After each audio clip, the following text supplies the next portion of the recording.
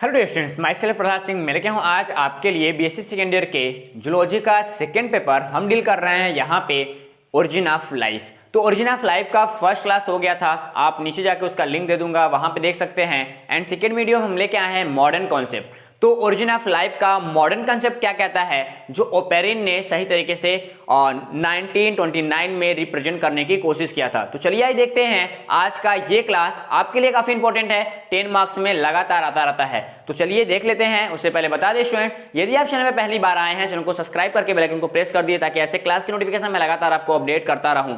और एक सूचना, यदि आप अभी तक हमारे स्पेशली ऑफिशियल एप्लीकेशन से नहीं जुड़े हैं तो नीचे लिंक है, आप जाइए डाउनलोड करिए प्ले स्टोर से हमारा वीएनआर क्लासेस का एंड्रॉयड एप्लीकेशन और जुड़िए हमारे टीचरों से, और वहां पे अपने जितने भी डाउट्स हैं आप हमसे पूछ सकते हैं। ठीक, तो चलते हैं, देखते हैं आज इस सेकेंड क्लास में हम लेके आए हैं मॉडर्न कॉन्सेप्ट ओपेरिन के बेसिस पे। तो सबसे पहले बात करेंगे इसी मॉडर्न कॉन्सेप्ट के बेसिस पे थोड़ी सी इंट्रोडक्शन, फिर चलेंगे हम यहाँ पे तीनों टाइप्स को देखेंगे। नंबर फर्स्ट हमारे पास आ जाता है क्या, यहाँ पे हम देखेंगे कीमोजेमी के बारे में, दूसरा देखेंगे बायोजेमी कि बायोजेमी क्या कहता है, और तीसरा फेज देखेंगे ओरिजिन ऑफ प्रिमिटिव सेल्स कि ओरिजिन ऑफ प्रिमिटिव सेल्स क्या हैं। ओके, तो देखो ओपेरिन के बेसिस पे देखें तो जो थ्योरी है वो थ्योरी पहली बार डिसाइड किया गया 1929 में। 1929 में बताया गया ओपेरिन। ठीक, अब 1929 में ओपेरिन ने इस सिद्धांत को प्रस्तुत करते हुए आगे बढ़े, तो इन्होंने जाके स्पेशली 1936 में एक बुक लिख दी जिसका नाम था ओरिजिन ऑफ लाइफ। तो ध्यान दीजिएगा, कभी कभी पूछता है कि ओपेरिन के बुक का क्या नाम था, तो ओरिजिन ऑफ लाइफ था, जो 1936 में पब्लिश किया गया था। ओके, और इसी कहानी में थोड़ा सा और आगे बढ़ेंगे तो एक और साइंटिस्ट है जिनका नाम था हेल्डेन, जो ये रूस के थे। हेल्डेन 1929 में आए थे। ये इंग्लैंड के ये इंग्लैंड के साइंटिस्ट थे, ये रूस के थे। अब रही बात ओपेरिन ने क्या बोला, ओपेरिन ने बोला कि जो ऑर्गेनिज्म का फॉर्मेशंस होते हैं, जो ऑर्गेनिज्म आज हम बने हैं, ओरिजिन ऑफ लाइफ हुआ है, ठीक, किसी जीव की उत्पत्ति हुई है, वो किसी ना किसी केमिकली प्रोसेस से हुई है। ओके, अब उसके बाद ये भी भैया आगे चले गए तो ये भी बता दिए कि ओरिजिन की लाइफ किसी केमिकली प्रोसेस से हुआ है, बट इसमें फिजिकल प्रोसेस इंक्लूडेड था, तो इसको नाम दे दिया गया फिजियोकेमिकल प्रोसेस। क्या बोला गया, फिजियोकेमिकल प्रोसेस। तो जो कभी कभी पूछेगा कि फिजियोकेमिकल प्रोसेस की थ्योरी जो थी वो किसने रिप्रेजेंट की, तो आपको हेल्डेन का नाम पता होना चाहिए। क्या होना चाहिए, हेल्डेन का नाम पता होना चाहिए। अब हेल्डेन एंड जो हमारे ओपेरिन थे, इन दोनों थ्योरियों को सही तरीके से काफी टाइम बाद तक देखा गया। देखने के बाद ओपेरिन ने एक पूरा का पूरा मैकेनिज्म उठा के ला दिया। इस मैकेनिज्म का नाम दिया गया ओरिजिन ऑफ लाइफ का मॉडर्न कॉन्सेप्ट, जो सही तरीके से फुल्ली अभी तक तो डेवलप है, जो पूरे ऑल वर्ल्ड यूनिवर्सल तरीके से पढ़ाया जाता है। ठीक, अब देखो स्टूडेंट, ये क्लासेस लंबे हो सकते हैं क्योंकि हम एक एक टाइप को डील करेंगे। तो इसी ओपेरिन के मॉडल में नंबर फर्स्ट टाइप को हम देखते हैं यहाँ पे कीमोजेमी। कीमोजेमी का मतलब होता है रसायन विकास या रासायनिक विकास। तो पहली बार कैसे हमारे पृथ्वी पे रासायनिक विकास हुआ, हम उनको 4 स्टेप में डेवलप कर लेंगे। ठीक, उसके बाद जब हमारे पास कोई केमिकल बन जाएगा तो उसके बाद हम चलेंगे किसी न किसी बायोजेमी के पास कि कैसे केमिकल के बाद केमिकल आपस में इंक्लूड करके किसी भी लिविंग थिंग्स का फॉर्मेशन करने लगे। इसके लास्ट स्टेप में हमको मिल जाएगा फॉर्मेशन ऑफ फर्स्ट सेल्स। जब फर्स्ट सेल मिल जाएगा तो फर्स्ट सेल के बाद हम देखेंगे प्रिमिटिव सेल्स का फॉर्मेशन। यहाँ पे 2 साइंटिस्ट आ जाएंगे हमारे पास, ऑर्गेल एंड ओपेरिन। दोनों की थ्योरी अलग अलग कहती है, दोनों का मत अलग अलग है। इन दोनों को अलग अलग डिस्ट्रीब्यूट करते करते फिर हम आगे चलेंगे तो प्रिमिटिव सेल्स का न्यूट्रिशन मेथड देखेंगे कि आखिरकार प्रिमिटिव सेल्स कैसे न्यूट्रिशन मेथड को कंप्लीट करते थे।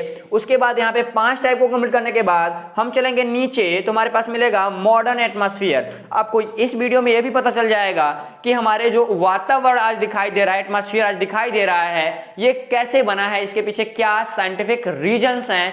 फिर उसके बाद लास्ट स्टेप में चलेंगे यहाँ पे ओरिजिन ऑफ यूकैरियोटिक सेल्स, यानी जो हम हैं, प्रोटिस्टा है, प्रोटिस्टा के बारे में देखेंगे।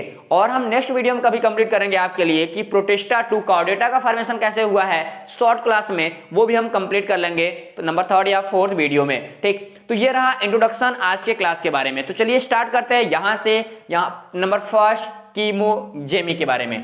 कीमोजेमी का नंबर फर्स्ट हेडिंग हमारे पास कंप्लीट होता है फॉर्मेशन ऑफ सिंपल मॉलिक्यूल्स।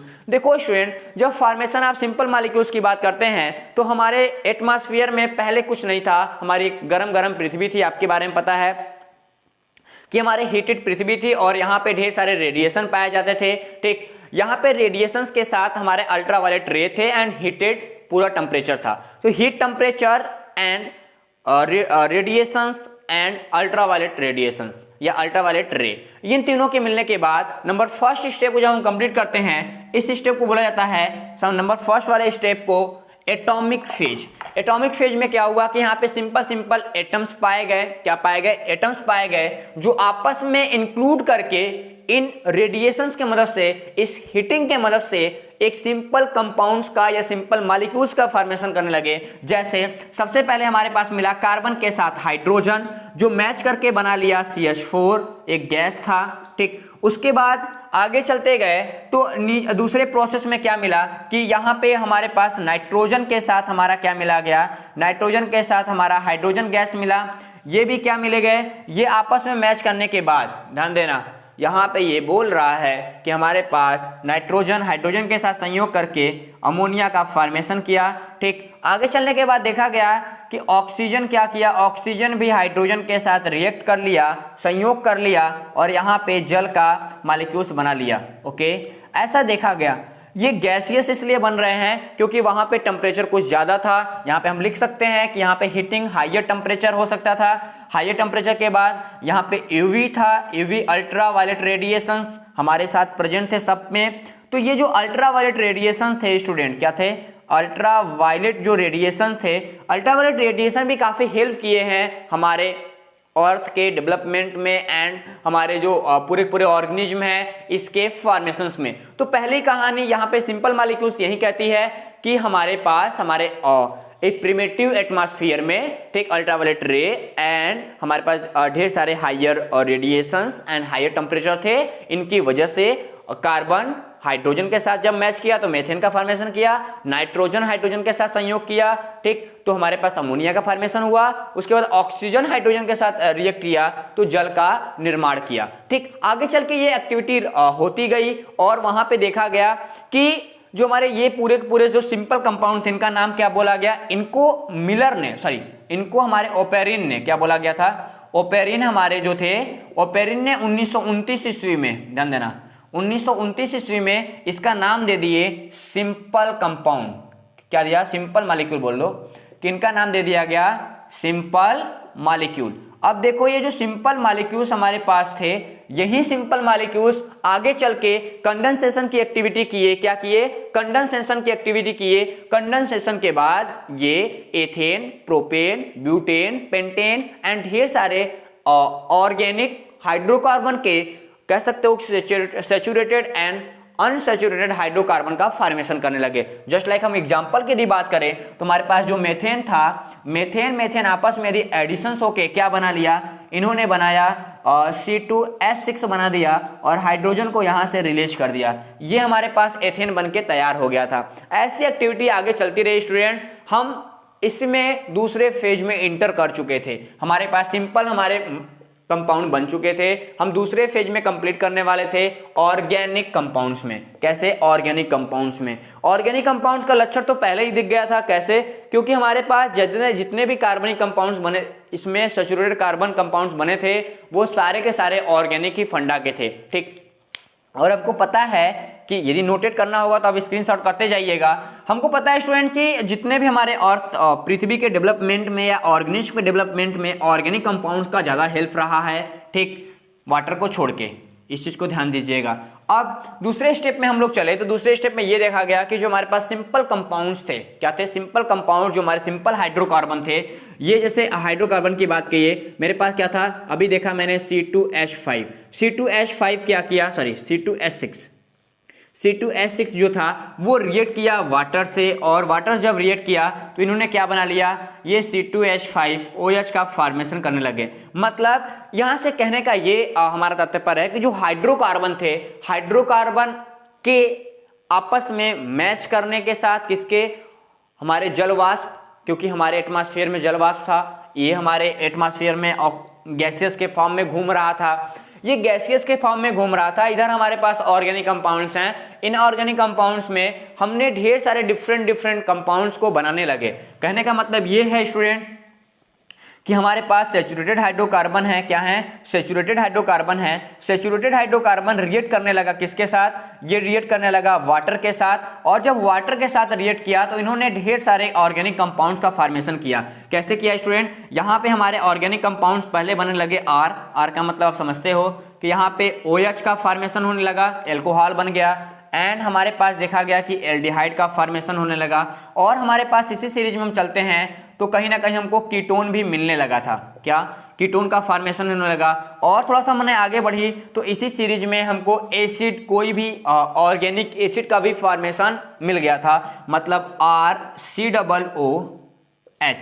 ठीक, तो ये 4 तरह के कंपाउंड्स हमको कहीं ना कहीं और इसी ऑर्गेनिक के मिलने लगे थे, यानी ऑर्गेनिक कंपाउंड्स बनना स्टार्ट हो गया था। किसके वजह से, हमारे ऑर्गेनिक जो सैचुरेटेड एंड अनसैचुरेटेड हमारे हाइड्रोकार्बन थे और उनके साथ हमारा जब वाटर रिएक्ट किया था, कौन कौन से प्रोसेस हुए थे इसमें, प्रोसेस का नंबर की बात करें तो कंडेंसेशन हुआ था, यहाँ पे पॉलिफिकेशन हुआ था एंड ऑक्सीडेशन हुआ था। और हमको पता है कि किसी भी एल्केन का हम यदि ऑक्सीडेशन कराते हैं तो हमको एल्कोहल मिलता है, और किसी एल्कोहल का ऑक्सीडेशन कराते हैं तो हमको क्या मिलेगा, एल्डिहाइड मिलता है, और किसी एल्डिहाइड का यदि हम ऑक्सीडेशन कराते हैं तो हमको कीटोन मिलता है, एंड कीटोन को ऑक्सीडेशन हम करा लेते हैं तो हमारे पास कोई भी ऑर्गेनिक एसिड मिल जाता है। यदि प्रोसेस नहीं पता हो तो मैं बता दूंगा किसी दूसरे वीडियो में। ओके, अब इतना प्रोसेस चलता रहा। इसी प्रोसेस में एक साइंटिस्ट आ गया जिसका नाम था मिलर। मिलर 1952 में आए। 1952 में जब इन्होंने आया तो ये जो प्रोसेस पूरा हुआ था, इन्होंने इसकी पुष्टि कर दी कि ये वाले पुष्टि करके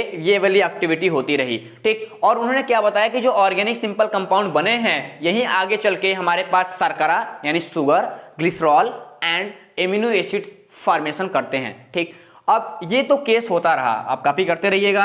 ये केस ऐसे ही आगे बढ़ता रहा, पृथ्वी की निर्माण ऐसी होती रही, ओरिजिन ऑफ लाइफ का पहला स्टेप ऐसे ही चलता रहा।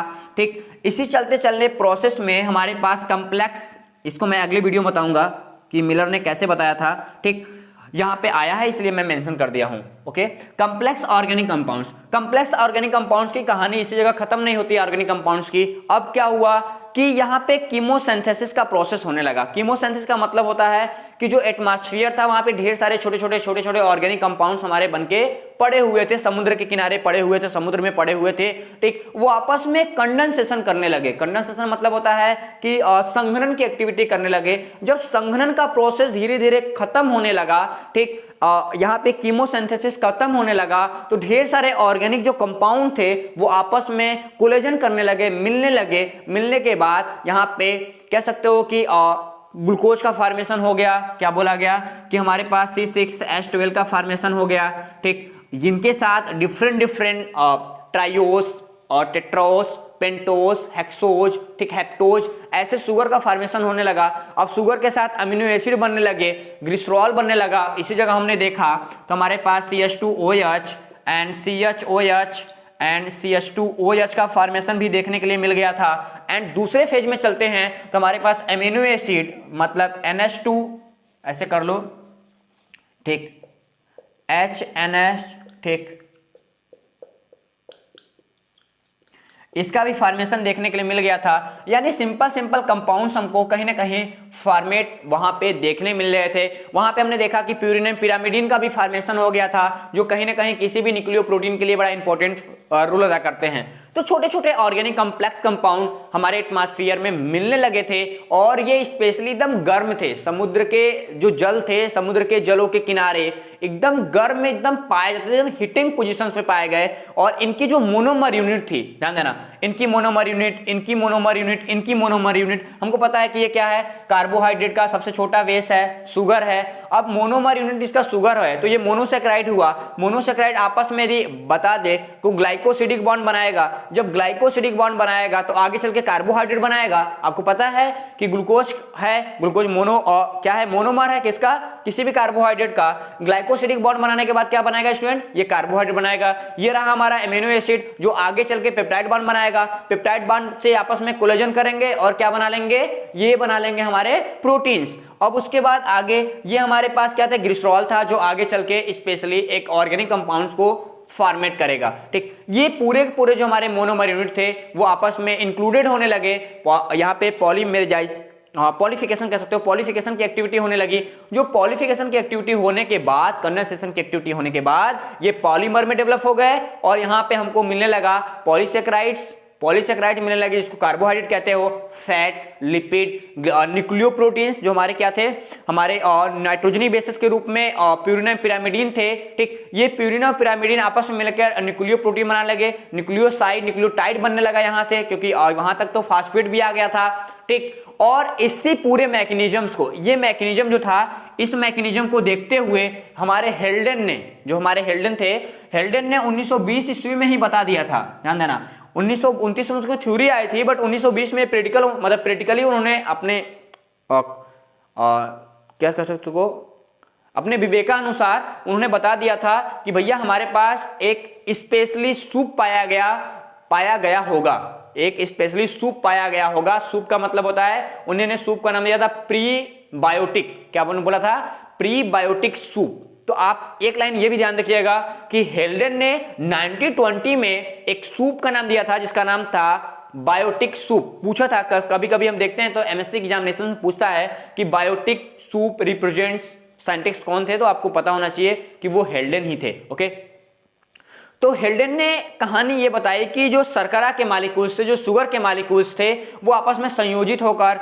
सेलुलोज का फॉर्मेशन करने लगे, स्टार्च का फॉर्मेशन करने लगे एंड ग्लाइकोजन का, पॉलीसेकेराइड का फॉर्मेशन करने लगे। ठीक, तो मतलब जितने भी हमारे क्या थे, शुगर थे, वो पॉलीसेकेराइड बनाए, स्टार्च बनाए, उसके साथ साथ उन्होंने ग्लाइकोजन बनाया, सेलुलोज बनाया एंड पॉलीसेकेराइड बना लिए। और दूसरी बात, जो हमारे पास लिपिड फैटी अम्ल थे, फैटी एसिड आगे चलकर वो फैट का फॉर्मेशन करने लगे एंड जितने भी हमारे एमिनो एसिड थे, क्या ध्यान देना, जितने भी हमारे एमिनो एसिड थे, एमिनो एसिड के बेस में हमारे जो प्यूरिन पिरामिडीन थे, वो आगे चल के एक श्रृंखला बनाए जिसका नाम था, काफी कॉम्प्लिकेटेड चेन का फॉर्मेशन किए जिसको हम बोलते हैं पॉलीपेप्टाइड चेन। जो पॉलीपेप्टाइड चेन्स हैं वो एंजाइम्स के कंडीशंस को लेते लेते आगे चलकर एक विशिष्ट टाइप के प्रोटीन का फॉर्मेशन करने लगे। और इसी एक्टिविटी में आगे चले तो हमारे पास फास्फोरिक एसिड भी बन गया था और फास्फोरिक एसिड, शुगर, नाइट्रोजनी बेसिस आपस में मिलकर एक ऑर्गेनिक कंपाउंड्स का फॉर्मेशन किए। यही ऑर्गेनिक कंपाउंड्स आगे चलकर स्पेशली न्यूक्लियोटाइड्स का निर्माण किया और वही न्यूक्लियोटाइड्स हमारे लिए न्यूक्लियोप्रोटीन्स के फॉर्मेशन में हेल्प करता है और इसी जगह से हमारा ओरिजिन ऑफ लाइफ स्टार्ट होता है। तो आप के लिए एक चीज सूचना और बता दें कि जो यहाँ पे न्यूक्लियोटाइड्स होता है, क्या होता है, न्यूक्लियोटाइड्स हमारे ओरिजिन ऑफ लाइफ के बेस केमिकल है। यदि यहाँ पे सारे केमिकल बन जाते, यदि न्यूक्लियोप्रोटीन नहीं बन पाता तो हम आज नहीं होते। ये सर्वमान्य है, केमिकली प्रूफ है, इस चीज को आप ध्यान दीजिएगा। ओके, कभी कोई पूछेगा कि किसी भी ओरिजिन ऑफ लाइफ में फंडामेंटल केमिकल कौन काम किया था या किसके वजह क्या न होता तो हमारी जीवन न होती, तो आपको पता होना चाहिए कि वो है न्यूक्लियोटाइड्स। ओके, इस बात की जानकारी हर बायो के बच्चों को होना चाहिए, बेइज्जती नहीं होनी चाहिए बायो की। ओके, अब देखो इसी कंडीशंस में नंबर 4 हमारे पास आ गया निकल के, जब हमारे ढेर सारे न्यूक्लियोप्रोटीन बन के रेडी हो गए थे। तब हमने यहाँ पे देखा कि formation of nucleoproteins, formation of nucleoprotein की बात करेंगे तो न्यूक्लियोप्रोटीन क्या है, प्रोटीन और न्यूक्लिक एसिड। क्या है, प्रोटीन और न्यूक्लिक एसिड की जब आपस में मैचिंग हुआ, संयोजन हुआ, तो स्पेशली कॉम्प्लिकेटेड स्ट्रक्चर्स के साथ, कॉम्प्लेक्स स्ट्रक्चर्स के साथ हमारे न्यूक्लियोप्रोटीन्स के मॉलिक्यूल्स बनना स्टार्ट हो गए। जब न्यूक्लियो मॉलिक्यूल्स हमारे कंडीशंस में बन रहे थे प्यारे, तो वहां पे ये देखा गया कि ये आपस में, क्योंकि वहां पे सूर्य की प्रकाश काफी ज्यादा था, जब सूर्य का प्रकाश काफी कंडीशंस में देखा गया तो कहीं ना कहीं ऑर्गेनिक कंपाउंड के साथ ये मैच करने लगे। ठीक, क्या बनाने लगे, ऑर्गेनिक कंपाउंड के साथ मैच करने लगे और यही न्यूक्लियोप्रोटीन्स आगे चल के अपने रिप्लिकेशंस करने लगे, यानी अपने ही टाइप्स की फोटोकॉपी खुद ही बनाने लगे, किसी दूसरे केमिकल की जरूरत नहीं पड़ी। तो यहीं से स्टार्ट होता है ओरिजिन ऑफ लाइफ का फर्स्ट बेसिस, यानी पूरा कीमो जो जेनी था, कीमोजेनी का लास्ट हमारा स्टेप होता है न्यूक्लियोप्रोटीन्स। न्यूक्लियोप्रोटीन्स की बात करेंगे तो आपको पता होना चाहिए कि प्रोटीन्स और न्यूक्लिक एसिड, क्या प्रोटीन्स और न्यूक्लिक एसिड आपस में जब संयोजन करने लगे, ठीक, संयोजन करने के बाद स्पेशली न्यूक्लियोप्रोटीन्स का फॉर्मेशन किए और ये न्यूक्लियोप्रोटीन्स आगे चल के समुद्र की जो पूरे मॉलिक्यूल्स थे, क्या थे, समुद्र का जो गर्म जल था उनमें उपस्थित ऑर्गेनिक और नॉन ऑर्गेनिक मटेरियल, मतलब इनऑर्गेनिक और ऑर्गेनिक मटेरियल था, उनसे रिएक्ट किए। रिएक्ट करने के बाद ये न्यूक्लियोप्रोटीन्स बना लिए। न्यूक्लियोप्रोटीन्स बनाने के बाद ये स्टेबिलिटी के साथ अपना सेल्फ रिप्लिकेशंस कराने लगे और इसी जगह से स्टार्ट होता है आरएनए की कहानी। ओके, तो बताऊंगा अगले स्टेप में। चलते हैं बायोजेमी के पास। ओके, ठीक, अब देखो बायोजेमी की बात करते हैं स्टूडेंट्स, तो यहां से हम फेजेस की बात कर लेते हैं कि बायोजेमी इतना आसान भी नहीं था, क्योंकि हमारे पास केमिकल का डिस्ट्रीब्यूशन होना ना होना दोनों का एक फेज आया कि पहले फेज में तो हमने इसको कंप्लीट कर लिया, दूसरे फेज में देखा कि बायोजेमी का मतलब होता है, इसको हम हिंदी में कहते हैं, ठीक, जीव जनन, क्या, जीव विकास, जय विकास भी कह सकते हो इसको, जीव विकास वैसे कहते हैं, जय विकास। ये क्या था, रासायनिक विकास था, ये था जैव विकास। जैव विकास में हमने देखा नंबर फर्स्ट स्टेप में, ठीक, यहां तक तो न्यूक्लियोप्रोटीन्स की कहानी आ गई। ठीक, अब न्यूक्लियोप्रोटीन्स ही विकास की और निर्जीव और सजीव के बीच की कड़ी को निर्धारित करता है। ओके, इस चीज को हमने बता दिया था। अब बायोजेमी के अंतर्गत पहला जो हमारा फेज कंप्लीट करता है फॉर्मेशन ऑफ कोलाइड। ये फॉर्मेशन ऑफ कोलाइड क्या था, जिसको हम कोलाइड्स कहते हैं। देखो आद्य सागर मतलब पहले क्या था, एक प्रिमेटिव मेराइन था। प्रिमेटिव मेराइन का मतलब ऐसा समुद्र जो हम समुद्र कह भी नहीं सकते, क्योंकि उसमें ऑर्गेनिज्म थे नहीं, छोटे छोटे ऑर्गेनिज्म बने नहीं थे, पूरा ऑर्गेनिक कंपाउंड था। उसी समुद्र में ऑर्गेनिक कंपाउंड्स आपस में इकट्ठा होने लगे, क्या करने लगे, आपस में इकट्ठा होकर बड़े बड़े आपस में इकट्ठा होकर बड़े बड़े कोलाइड पार्टिकल्स बनाने लगे। और ये कोलाइड पार्टिकल्स स्पेशली हमारे पास प्रोटीन्स के होते थे, और प्रोटीन्स के विद्युत आवेश होने के वजह से, मतलब प्रोटीन हमारा जो होता है वो कहीं ना कहीं निगेटिव चार्ज को रिप्रेजेंट करता है। क्या करता है, निगेटिव चार्ज को रिप्रेजेंट करता है। अब निगेटिव चार्ज के होने के वजह से, विद्युत चार्ज होने वजह से ये आपस में मिलने लगे, किसी प्लस के वजह से बूंदों से मिलने लगे। ठीक, अघुलनशील व्यवस्था में बूंदों में ये आपस में आकर्षित होने लगे और होते होते ये कोलाइड का फॉर्मेशन करने लगे। क्या बना लगे, कोलाइड का फॉर्मेशन करने लगे। यदि हम बात करें एक साइंटिस्ट से जिनका नाम था फॉक्स बोलते हैं उनको, फॉक्स के बेसिस पे देखें तो हमारे पास फॉक्स ने इसको नाम दिया था प्रोटेनाइड। क्या नाम दिया था, प्रोटेनाइड माइक्रोस्फीयर्स, मतलब कि जो हमारे पास प्रोटीन के बड़े बड़े बंडल आपस में समुद्र में मिलने लगे थे, उनको फॉक्स ने, क्या था, फॉक्स उनको बोलते हैं, फॉक्स ने उनको प्रोटेनाइड माइक्रोस्फीयर का नाम दिया था। मतलब एक माइक्रो छोटे छोटे स्फीयर बनने लगे थे, किसके, प्रोटेनाइड के, प्रोटीन के एक पूरी स्ट्रक्चर्स मिल गई थी। ऐसा कहानी उस समय बताया गया कि एक ऐसा सिचुएशन आया गया था कि पूरे कह सकते हो कि एटमॉस्फेयर में प्रोटीन के बंडल, प्रोटीन के छोटे छोटे ढेर सारे कोलाइड सब जगह मिलने लगे। ठीक, ये जो कोलाइड के बड़े बड़े पार्टिकल्स थे इनको प्रोटेनाइड बोला गया था। ठीक, तो आपको कभी आएगा कि प्रोटेनाइड क्या है तो आप बताइएगा कि, ठीक, फॉक्स के अनुसार, क्या, फॉक्स के बेसिस पे जब हमारे एटमॉस्फेयर में, ठीक, टेम्परेचर हाइयर था और प्रोटीन के मॉलिक्यूल्स हमारे पास कैसे थे, चार्जेबल हो गए थे और किसी दूसरे ऑर्गेनिक नॉन ऑर्गेनिक मटेरियल के साथ जब अटैच होकर कोलाइड के बड़े पार्टिकल्स बनाने लगे थे तो हम इन्हें प्रोटेनाइड बोलते हैं। ओके, अब इसी कहानी में दूसरा हमारा फेज आ जाता है, ठीक, फॉर्मेशन ऑफ कोसरवेट। कोसरवेट बड़ा इंपॉर्टेंट फैक्ट है, ध्यान देना।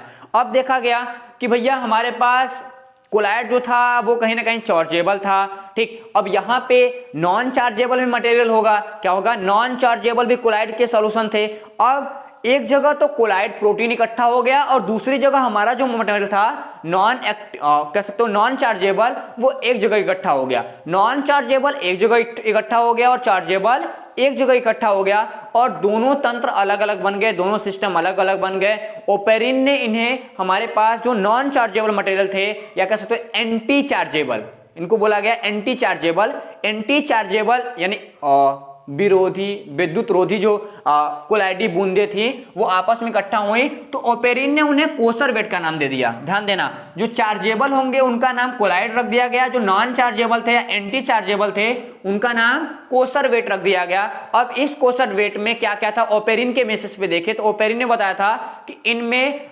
जिलेटिन था, गोंद थे और आर्टिफिशियल कोसरवेट भी बने। ध्यान देना, मतलब इनसे ढेर सारे, इनमें जिलेटिन काफी ज्यादा देखा गया था, जिलेटिन एंड गोंद था, एंड ऑर्गेनिक मटेरियल कुछ और पाए गए थे। इतनी कहानी तो हमको खत्म हो जाती है। लेकिन धीरे धीरे जो प्रोसेस हमारा चला, ये प्रोसेस आगे बढ़ता गया, आगे बढ़ता गया। ऐसा माना गया कि जो जैविक पदार्थ था, जो बायोलॉजिकली मटेरियल हमको चाहिए था, जैविक पदार्थ के जो प्रोटोप्लाज्म होती है वो कहीं ना कहीं एक कोलाइडी सिस्टम्स होता है। आपको पता होगा कि यदि हम एक सेल की बात करें, एक छोटा सा सेल की यदि बात करें, तो सेल के अंदर ये न्यूक्लियस होगा, इसमें जितने भी हमारे साइटोप्लाज्म पाए जाते हैं, क्या होते हैं, साइटोप्लाज्म देखने के लिए मिलता है स्टूडेंट। ये साइटोप्लाज्म में कहीं ना कहीं एक जिलेटिनी मटेरियल होता है, क्या होता है, कोलाइडी सीक्वेंस होता है, कोलाइड मटेरियल होता है। तो किसी भी लिविंग सेल्स के लिए कोलाइड का होना बड़ा जरूरी था, ये तो हमको खोज में मिल गया था। और इसी को माइक्रोस्फीयर एंड कोसरवेट की जो पहली स्टेप था, पहला स्टेप में लोगों ने कोलाइड को, जो हमारे पास इसको क्या बोला गया था, प्रोटोनाइड एंड कोसरवेट दोनों मिलके कहीं ना कहीं किसी साइटोप्लाज्म का फॉर्मेशन कर रहे थे। क्या कर रहे थे, किसी साइटोप्लाज्म का फॉर्मेशन कर रहे थे। अब इसी जगह से हमारा स्टार्ट, कह सकते हो स्टार्टेड होता है यहां से प्रीबायोटिक प्रोटोप्लाज्म। क्या, प्रीबायोटिक प्रोटोप्लाज्म या first cell formation. First cell formation के बारे में हम इतना ही कहना चाहेंगे कि हमारे पास पहली जो कंडीशन थी, पहली कंडीशन में ये देखा गया था कि जो कोसरवेट में, हमारे जो कोसरवेट थे, कोसरवेट का जो मेन फंडा था वो न्यूक्लियोप्रोटीन था। मतलब कोसरवेट के बीचों बीच में न्यूक्लियोप्रोटीन पाए जाते थे और उसके चारों किनारे हमारा कोसरवेट, जस्ट लाइक ये हमारा क्या था, ये हमारे न्यूक्लियोप्रोटीन्स हो जाएंगे, क्या हो जाएंगे, न्यूक्लियोप्रोटीन्स हो जाएंगे। और ये किनारे किनारे हमारे क्या पाए जाते थे, किनारे किनारे हमारे कोसरवेट पाए जाते थे। क्या थे, कोसरवेट, इसको आर कर लो, ठीक, कोसरवेट पाए जाते थे। अब देखो, कोसरवेट हमारा किनारे किनारे हो गया, न्यूक्लियोप्रोटीन बीच में हो गया, और प्रोटोनाइड तो हमारा अलग बनके रेडी पहले से था। अब इसी से माना गया कि अब धीरे धीरे ऑर्गेनिज्म का फॉर्मेशन होता गया, और इसके बाहर एटमॉस्फेयर में पाया जाने जो लिपिड था, लिपिड ने क्या किया, एक आउटर स्ट्रक्चर्स कवर कर दिया। क्या किया, लिपिड ने क्या किया, एक आउटर स्ट्रक्चर्स कवर कर दिया। और यही सिचुएशंस आज भी हम देखने के लिए मिलता है। मतलब प्रिमेटिव सेल मेम्ब्रेन जो था, ध्यान देना, प्रिमेटिव जो सेल मेम्ब्रेन था वो किसका पाया गया था, लिपिड कंडीशंस में ही देखने के लिए मिला था। ओके, इतनी कहानी तो हमारे पास धीरे धीरे बनके तैयार होती है। अब यही सिचुएशंस आगे चला, ये इकट्ठा कंडीशंस होने लगा कि कोसरवेट में क्या थे कि ढेर सारे हमारे एंटी चार्जेबल मटेरियल थे, ठीक, और हमारे पास न्यूक्लियोप्रोटीन उसके सेंटर में हो गया, और कोसरवेट के किनारे किनारे लिपिड के मॉलिक्यूल्स चिपक गए थे। और इन्हीं प्रोटीन्स में एंजाइम्स के रूप, कुछ इनमें जो प्रोटीन था वो एंजाइम के रूप में वर्क करने लगा, और ये एंजाइम आगे चल के स्पेशली अनाक्सिक श्वसन द्वारा, मतलब जो हमारा एनारोबिक्स रिस्पायरेशंस होते हैं, ठीक, एनारोबिक रिस्पायरेशंस के थ्रू बायोकेमिकल जो प्रोसेस था, बायोकेमिकल प्रोसेस को अंजाम देते हुए वहां पे फेज स्टार्ट कर दिया। उस फेज का नाम था स्पेशली, हमने बोला कि कीमोसिंथेसिस। कीमोसिंथेसिस हम अभी देखेंगे, इधर ही आएगा कहीं, देखो यहाँ पे है, कीमोसिंथेसिस का फेज था। ये कीमोसिंथेसिस सही तरीके से कंप्लीट होता गया और हमारे एटमॉस्फेयर में एक नई प्रिमिटिव सेल्स बनना स्टार्ट हो गई थी। क्या कही थी, नई प्रिमिटिव सेल्स बनना स्टार्ट हो गई थी। ये जो प्रिमिटिव सेल्स हमारे स्टूडेंट बना था, ये यही था कि किनारे किनारे हमारे यहाँ पे क्या पाया जाएगा, हमारा लिपिड पाया जाएगा, और हमारे बीच में न्यूक्लियोप्रोटीन्स होगा, और किनारे किनारे हमारा कोसरवेट देखने के लिए मिल जाएगा। ठीक, यही सिचुएशन सही तरीके से आगे बढ़ता गया। ठीक, उसके बाद जस्ट हम चलते हैं ओरिजिन ऑफ प्रिमिटिव सेल्स के बारे में कि ओरिजिन ऑफ प्रिमिटिव सेल्स क्या कह रहा है। नंबर 3 में हमारे पास फर्स्ट सेल छोटा सा एकदम छोटा सा बनके तैयार हो गया था। ओके, यदि इसी सीरीज में हम तीसरे नंबर की जब बात करते हैं स्टूडेंट्स, तो हमारे पास मिल जाता है कि सबसे पहले यहाँ पे देखा जाएगा कि दो लोगों ने अपने अलग अलग विचार को प्रस्तुत करने की कोशिश किए हैं। नंबर फर्स्ट में हमारे पास ओपेरिन आ जाते हैं, जिसके बेसिस पे हम देख रहे हैं ओपेरिन ने क्या बताया। ओपेरिन ने ये बताने की कोशिश किया कि जो कोसर वेट हमारे थे, क्या थे, जो हमारे कोसर वेट थे, कोसर वेट में जो न्यूक्लियो प्रोटीन थे, क्या थे, कोसर वेट था, और कोसर वेट में पाए जाने जो न्यूक्लियो प्रोटीन थे, ये आपस में जिस रेशियो में मिले थे, क्या थे, आपस में मिलने के बाद जिस रेशियो में मिले थे, वो रेशियो मिलने के बाद एक केमिकल का तैयार होना, यानी न्यूक्लियो प्रोटीन्स का तैयार होना, और न्यूक्लियो प्रोटीन्स आगे चल के एक जीन का फॉर्मेशन करेगा, और न्यूक्लियो प्रोटीन चारों तरफ से किसी भी प्रिमिटिव सेल्स के लिए कहीं ना कहीं एक फूड मटेरियल के रूप में था। क्या था, फूड मटेरियल के रूप में था। ये कहना था किसका, ये था ओपेरिन का। ओपेरिन ने क्या कहा, ओपेरिन में बेसिस पे ये देखा गया प्रिमिटिव सेल्स यहाँ पे फॉर्मेशंस में कि जितने भी हमारे ऑर्गेनिज्म होते हैं वो कोसर वेट में जो न्यूक्लियो प्रोटीन्स है या न्यूक्लियो प्रोटीन्स के बने होते हैं, उनका प्रारंभिक जीवों का विकास हुआ। ये न्यूक्लियो प्रोटीन्स के चारों ओर खाद्य पदार्थों के घोल के साथ बने होते हैं, और वहां से वो प्रोटीन्स को कहीं ना कहीं अपनी बॉडी में एनर्जी के रूप में यूज करते हैं। उसी बात दूसरे साइंटिस्ट की बात करेंगे, जिसको हम स्पेशली नाम देते हैं हीरोविट्स एंड यहाँ पे ऑर्गेल।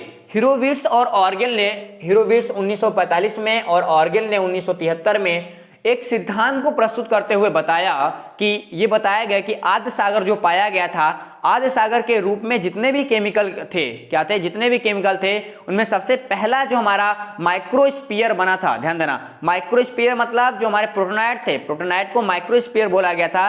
प्रोटोनाइड माइक्रोस्फीयर बनने के बाद ये जीन्स के जुड़ने, क्या, जीन्स के जुड़ने यानी पॉली स्पेशली पॉलीफिकेशन हुआ। ठीक, तो पॉलीमेराइजेशन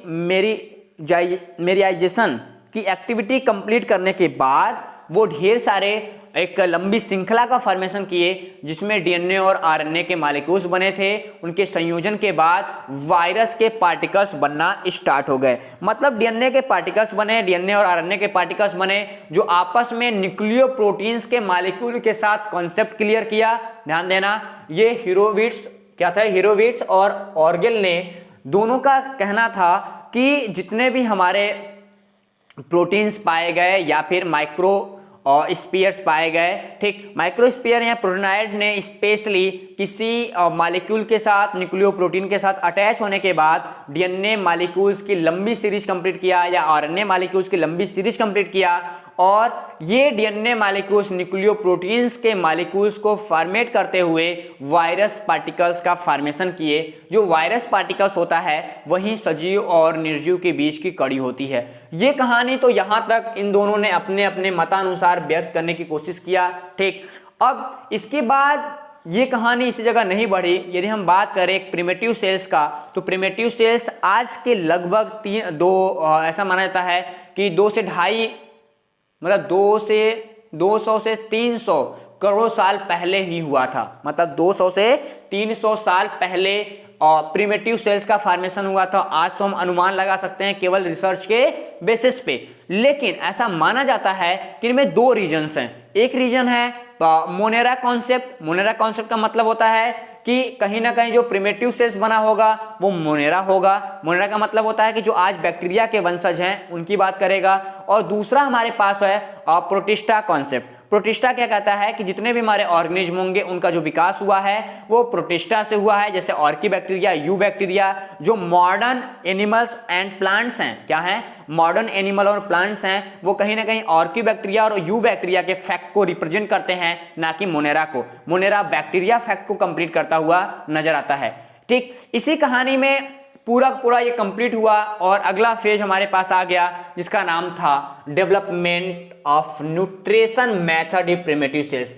कि जो हमारे प्रिमिटिव सेल्स है, प्रिमिटिव सेल्स ऐसा देखा गया कि जो जो ऑर्गेनिक कंपाउंड्स का यूज बढ़ता गया वैसे वैसे हमारे समुद्रों में जो ऑर्गेनिज्म थे उनकी जो समुद्र की कमी थी, मतलब समुद्र में इनकी कमी होने लगी, क्योंकि ढेर सारे मटेरियल आपस में इकट्ठा होने लगे, अलग अलग कंपाउंड्स का फॉर्मेशन करने लगे, तो वो यूज बढ़ता गया और हमारे अलग अलग एनिमल्स के लिए, अलग अलग सेल्स के लिए, जो हमारे प्रिमिटिव सेल्स थे उनको कहीं ना कहीं न्यूट्रिशन की जरूरत पड़ने लगी। तो न्यूट्रिशन की जरूरत पड़ने में सबसे फर्स्ट स्टेप हमारे पास निकल के आता है यहाँ से पैरासिटिज्म। पैरासिटिज्म की बात करते हैं, मतलब पैरासाइट्स। पैरासाइट मतलब परजीविता।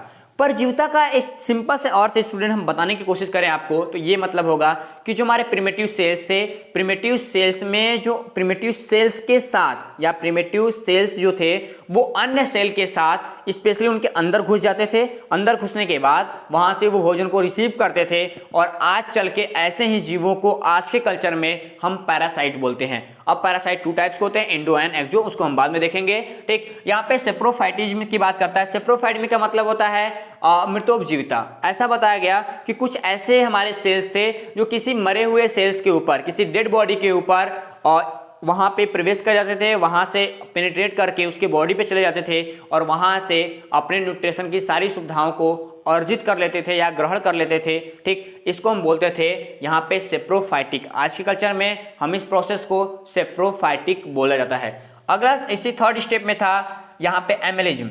एमिलिज्म का मतलब होता है, इसको हम यहाँ पे स्पेशली एमिलिज्म का मतलब यहाँ पे देखा जंतु समान। ऐसा देखा गया कि जो हमारे डिफरेंट टाइप्स के एनिमल थे उनमें दूसरे जीवों के समान निगलना शुरू कर दिया था। मतलब छोटे छोटे जो एनिमल थे वो किसी दूसरे ऑर्गेनिज्म को पकड़ के उनको खाना, जिसको होलोजोइक कहते हो आप, होलोजोइक के समान वो भोजन को ग्रहण करना स्टार्ट कर दिए थे। ठीक, अब उसके बाद इसी स्टेप में अगला आता है जिसको कीमोसिंथेसिस कहते हैं। कीमोसिंथेसिस में हमने देखा कि कीमोसिंथेसिस मतलब छोटे छोटे जो केमिकल होता है, केमिकल का संश्लेषण भी करना स्टार्ट करते हैं। मतलब कुछ ऐसे हमारे बैक्टीरिया थे जो कार्बन डाइऑक्साइड से, क्या कार्बन डाइऑक्साइड से और ढेर सारे ऑर्गेनिक मटेरियल की उपस्थिति में भोजन के निर्माण की व्यवस्था उन्होंने धीरे धीरे करना स्टार्ट कर दिया था। इसी में हमारे पास आ जाता है, जैसे हम बात करें तो एक हमारे पास केमिकल चेंजिंग करने के लिए और यहाँ पे सल्फर बैक्टीरिया, आयरन बैक्टीरिया,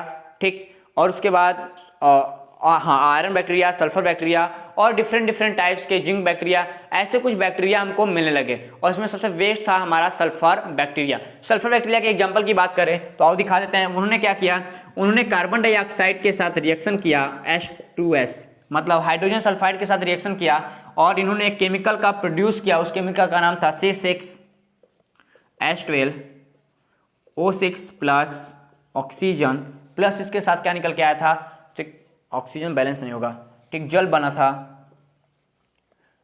था और सल्फर बना था। यही देखो हमारे पास कहीं ना कहीं मेन फार्मूला जो हमारा ऑर्गेनिक का चाहिए भोजन के लिए, ठीक, वो बन के स्टार्ट हो गया था। तो ये कहानी बढ़ती गई हमारे कीमोसिंथेसिस के बेसिस पे। इतना ही नहीं रुका स्टूडेंट, आगे हमने फोटोसिंथेसिस भी कराने की कोशिश कर लिया, यानी फोटोसिंथेसिस की एक्टिविटी चलने लगी। आपको पता है कि फोटोसिंथेसिस की जो एक्टिविटी थी वो सबसे पहले साइनोबैक्टीरिया में देखा गया था। वहां पे हमारा क्या था, फोटोपिगमेंटिक लैमिला देखने के लिए मिला था। साइनोबैक्टीरिया में क्या मिला था, फोटोपिगमेंटिक लैमिला मिला था। आज के लगभग 360 करोड़ साल पहले ऐसा माना जाता है कि आज के लगभग 330 से 360 करोड़ साल पहले हमारे पास साइनोबैक्टीरिया आया था और ये साइनोबैक्टीरिया के अंदर फोटोसिंथेटिक पिगमेंट पाया जाता था या फोटोसिंथेटिक लैमिला पाया जाता था। उसी फोटोसिंथेटिक लैमिला के सहायता से वो फोटोसिंथेसिस की एक्टिविटी को रिप्रेजेंट करता था। मतलब कार्बन डाइऑक्साइड ले लेता था, ध्यान देना, क्या कार्बन डाइऑक्साइड रिसीव करता था और वो वाटर के साथ इंक्लूड करने के बाद वो एक केमिकल का फॉर्मेशन करता था, C6H12O6 plus H2O plus oxygen. इस समय ऑक्सीजन का बनना स्टार्ट हो गया था। ठीक, यही ऑक्सीजन का बनना हमारे पास कहलाता है मॉडर्न एटमॉस्फेयर। ध्यान देना, modern atmosphere and oxygen evolutions. Oxygen reevolution की बात करें या इवोल्यूशन की बात करें, रीइवोल्यूशन करना, कि ऑक्सीजन का रीइवोल्यूशन, ऑक्सीजन ज़्यादा मात्रा में हमारे एटमॉस्फेयर में कब आया, जब हमने फोटोसिंथेटिक पिगमेंट की वजह से या फोटोसिंथेटिक जो लैमिला था उसकी वजह से साइनोबैक्टीरिया, क्या था, साइनोबैक्टीरिया जो हमारे पास थे उनकी वजह से हमने ढेर सारे ऑक्सीजन हमारे एटमॉस्फेयर में ज़्यादा मिलने लगा। जब ढेर सारा ऑक्सीजन मिलने लगा तो वहाँ से फॉर्मेशन हुआ यहाँ से मॉडर्न एटमॉस्फेयर का। देखो प्रोसेस वहीं चल रहा है। मॉडर्न एटमॉस्फेयर का जो प्रोसेस हुआ तो ऐसा देखा गया कि प्रकाश संश्लेषण करने वाले जो ऑर्गेनिज्म थे, फोटोसिंथेसिस करने वाले जो ऑर्गेनिज्म थे, वहां से ढेर सारे ऑक्सीजन की मात्रा हमारे एटमॉस्फेयर में फ्री होने लगी। क्या होने लगी, ढेर सारी ऑक्सीजन की मात्रा हमारे एटमॉस्फेयर में फ्री होने लगी और यही फ्री आगे चल के हमारे एक नए ऑर्गेनिज्म डेवलप करती है जहां से हम पढ़ते हैं यहाँ पे ऑक्सीकरण। ऑक्सीकरण का मतलब आपको पता होगा कि ऑक्सीशोषण मतलब एनारोबिक रिस्पायरेशन को कंप्लीट करने के बाद, एरोबिक रिस्पायरेशन को हमने छोड़ दिया, एनारोबिक रिस्पायरेशन को कंप्लीट करने लगा। अब एनारोबिक रिस्पायरेशन कंप्लीट होने के बाद यहाँ पे एक अगला फैक्ट क्रिएट होता है, ठीक, अलग अलग इसमें हम पढ़ेंगे एटमॉस्फेयर, मॉडर्न एटमॉस्फेयर के बेसिस पे। तो हमारे पास 3 रिएक्शंस बनते हैं। तीनों रिएक्शंस को मैं दिखाने की कोशिश करता हूँ आपको। बीएससी में आप देख रहे हैं तो आपको तो पता होना चाहिए। अब देखो पहला स्टेप हमारे पास केमिकल का क्या बना था। पहले स्टेप में हमने देखा था कि जो मेथेन वाले हमारे मेथेन बना था वो स्पेशली वाटर से रिएक्शन करने के बाद क्या बनाया, वाटर के साथ जो रिएक्शन किया तो इन्होंने जल बनाया एंड इसके साथ कार्बन डाइऑक्साइड बन गया। अब जो हमारा कार्बन डाइऑक्साइड था वो एटमॉस्फेयर में चला गया। एंड दूसरा स्टेप हमारे पास रिएक्शन क्या देखा गया, ठीक, जो कार्बन डाइऑक्साइड था वो फोटोसिंथेसिस में यूज होने लगा, आपको पता होगा, ठीक। उसके बाद जो दूसरा स्टेप बना, दूसरा स्टेप में हमारे पास अमोनिया बना था, आपको पता होगा, हमने इसी स्टेप में देखा था कि अमोनिया बना था। तो अमोनिया ने स्पेशली किसके साथ, फिर O2 के साथ रिएक्शन किया और यहाँ से इन्होंने एक केमिकल तैयार किया जिसका नाम था, ये स्पेशली H2O तैयार किया और यहाँ से N2 गैस निकल गया।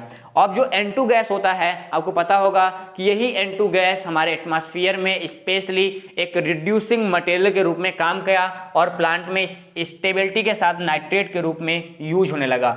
और इसी कहानी में तीसरा फैक्ट हम देखते हैं। तीसरा फैक्ट में यहाँ पे जो ओजोन का फॉर्मेशन भी हुआ, मतलब हमारे पास जो O2 था वो आपस में जुड़कर क्या बना लिया, O3 का फॉर्मेशन कर लिया, ठीक। यहाँ पे सोलर, क्या इसको बोलते हैं, सोलर रेडिएशंस। ये सोलर रेडिएशंस का प्रोसेस था, ध्यान देना, सोलर रेडिएशन का प्रोसेस था जो O2 आपस में जुड़ने के बाद और यहाँ पे ओजोन का फॉर्मेशन कर लिया। यही ओजोन जो हमारा था एटमॉस्फेयर, कह सकते हो कि एक मॉडर्न एटमॉस्फेयर का क्राइटेरिया कंप्लीट किया और कहीं ना कहीं हमारे एटमॉस्फेयर को, हमारे ऑर्गेनिज्म को बचाने के लिए एक अल्ट्रावायलेट रे से, ध्यान देना, अल्ट्रावायलेट रे से बचाने के लिए एक पूरा का पूरा कहीं ना कहीं एक कवच बनाया। आपको पता होगा कि जो हमारी पूरी ओजोन परत, ओजोन लेयर होती है, ये हमारे ऑर्गेनिज्म के लिए कितना ज़्यादा इंपॉर्टेंट है। ये कहीं ना कहीं अल्ट्रावायलेट रे को रोकने का काम करती थी। और आज बता दें कि अल्ट्रावायलेट यदि ओजोन ना बना होता, ओजोन लेयर ना बना होता हमारे एटमॉस्फेयर में, तो आज हम ह्यूमंस को, हम ऑर्गेनिज्म को जीना काफ़ी मुश्किल होता। इस चीज़ को आपको पता होना चाहिए।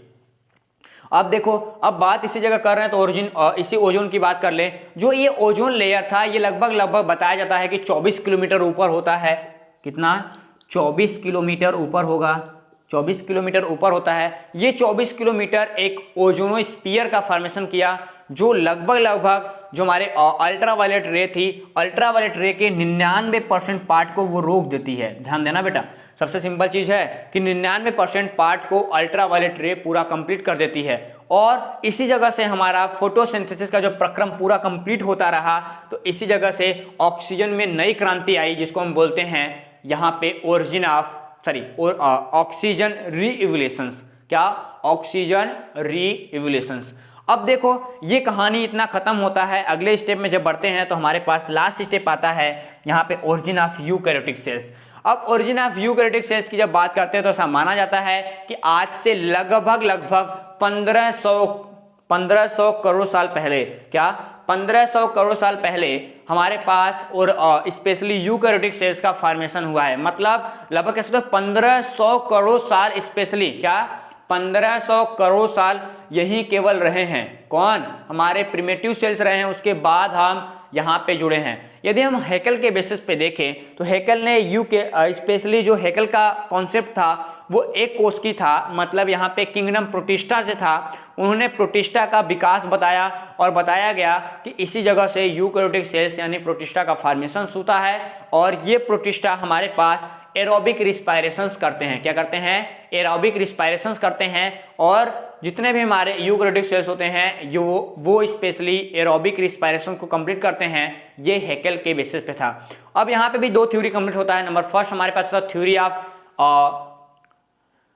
यहाँ पे हम बात करें स्वतंत्र, हाँ free origin, theory of free origin की बात करते हैं तो ऐसा माना जाता है कि ये स्टेप था, इसी के स्टेप में अगला स्टेप होता रहा। इसके कहने का मतलब ये था कि प्रोकैरियोटिक से यूकैरियोटिक का बनना एक विकास की निरंतर कड़ी थी जिससे हमको यूकैरियोटिक मिला था। लेकिन दूसरा स्टेप कहता है इसी जगह कि हमारे पास थ्योरी ऑफ सिम्बियोटिक ओरिजिन, मतलब यहाँ पे वॉलिन एंड दूसरा साइंटिस्ट वॉलिन एंड, हाँ वॉलिन को हमको याद है, वॉलिन ने 1920 एंड एक साइंटिस्ट था उनका नाम तो नहीं याद है। इन्होंने क्या बताया? इन्होंने बताया कि जितने भी हमारे एनारोबिक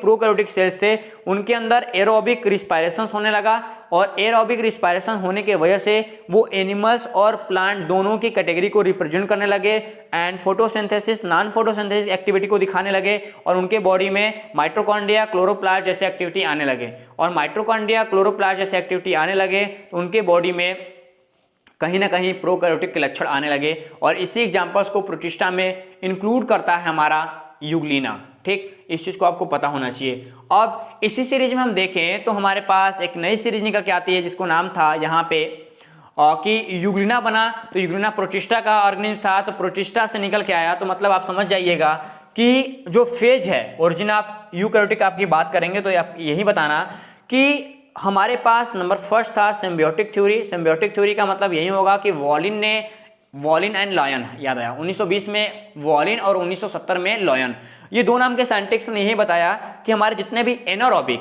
क्या था, एनारोबिक रिस्पायरेशन करने वाले ऑर्गेनिज्म थे वो धीरे धीरे एरोबिक रिस्पायरेशन को कंप्लीट किए उनके बॉडी में जाने के बाद और धीरे धीरे हमारे एनिमल सेल्स बनने लगे, हमारे दूसरे एनिमल एंड प्लांट सेल बनने लगे और उनके बॉडी के अंदर माइटोकॉन्ड्रिया क्लोरोप्लास्ट जैसे एक्टिविटी आने लगे और जो प्रोकैरियोटिक लक्षण को कहीं ना कहीं खत्म करके यूकैरियोटिक लक्षण को डिफरेंट करने लगे और यही यूकैरियोटिक लक्षण हमारे यूकैरियोटिक ऑर्गेनिज्म के फॉर्मेशन में हेल्प करता है।